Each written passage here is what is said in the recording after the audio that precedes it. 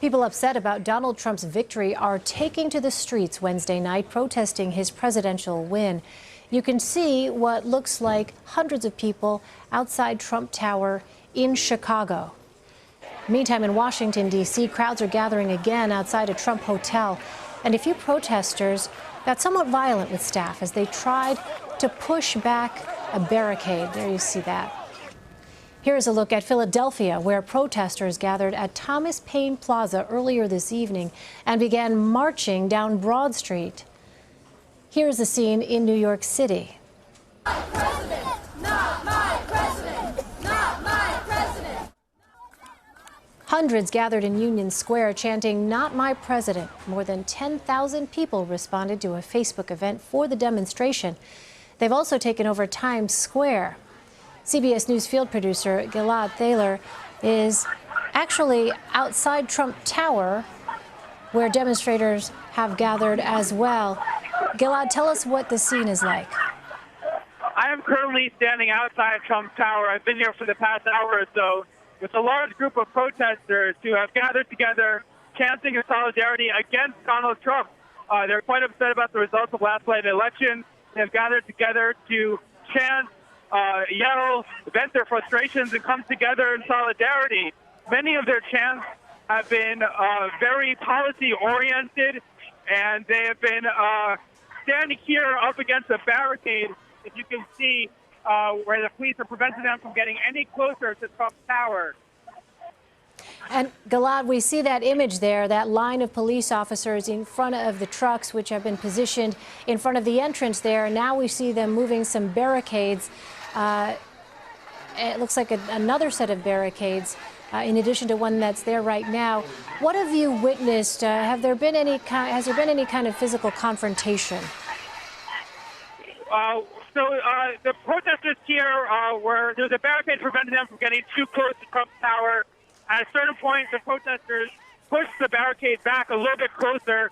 The police allowed them to have a little bit more room. There's a huge amount of protesters here, as you can see, completely filling up the avenue. They really did need that extra space here.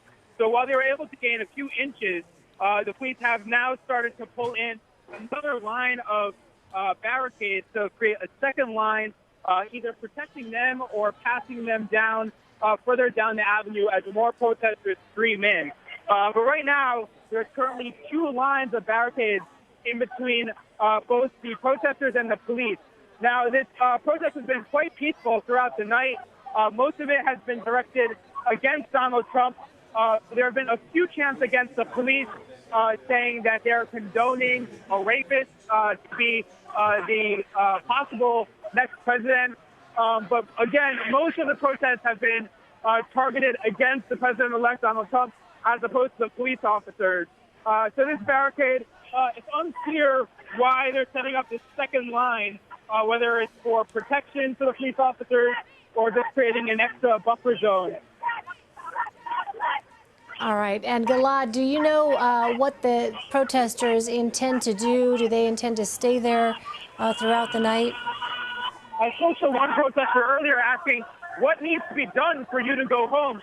And she said, honestly, she'll never go home. Now, obviously, she didn't mean that literally tonight, but this sentiment is going to stick around for a long time.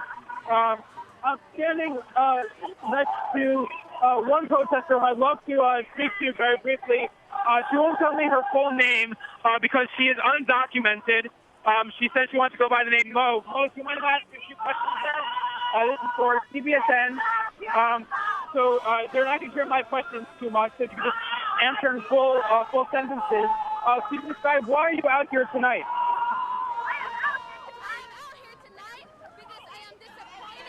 And I am sad that we have a white supremacist, racist, homophobe, Islamophobe, rapist in office for president. This is not the country that I want for my children. This is not the country that I want my child. Your daughter, how old is your daughter? My daughter's here.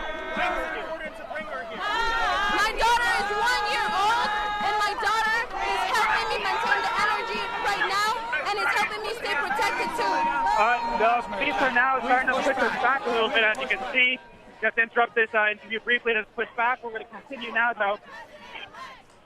can you tell me, the stakes are very high for you personally. Why are you personally feel threatened because of your legal status?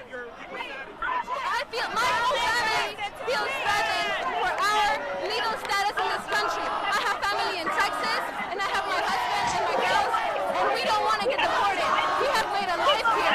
If we go back to our homeland, it has to be because we choose to, not because we get deported. We work, we pay taxes, we help this economy every single day. Now, you do have deferred action, which President Obama allowed for undocumented immigrants to be able to temporarily work in the United States. So you are here under those protections. What do you worry about that, when Donald Trump begins his role as president?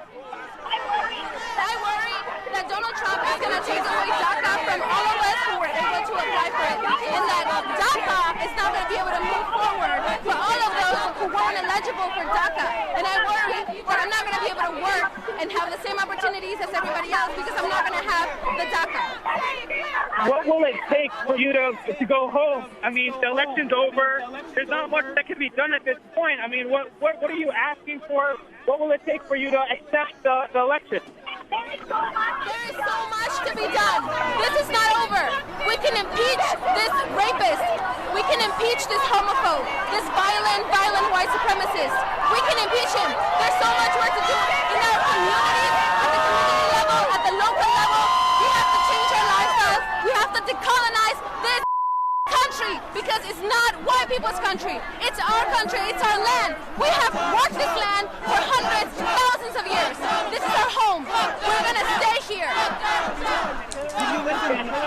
During her concession today, she said that it's time for the country to come together and to work with Donald Trump. Did you hear her concession speech, and what was your reaction to that? I don't care about Hillary. You know why? Because she's a white feminist.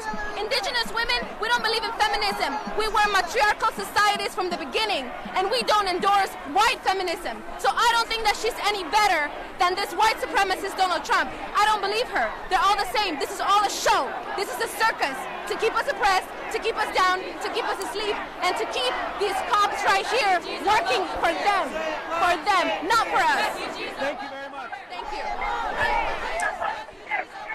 All right, Gilad Thaler there. That is the scene outside New York City, outside Trump Tower in New York City, where, as you just heard, there's a great deal of anger among some of the demonstrators there who have turned out, not just against Donald Trump, but you heard her. She is not a Hillary Clinton supporter either.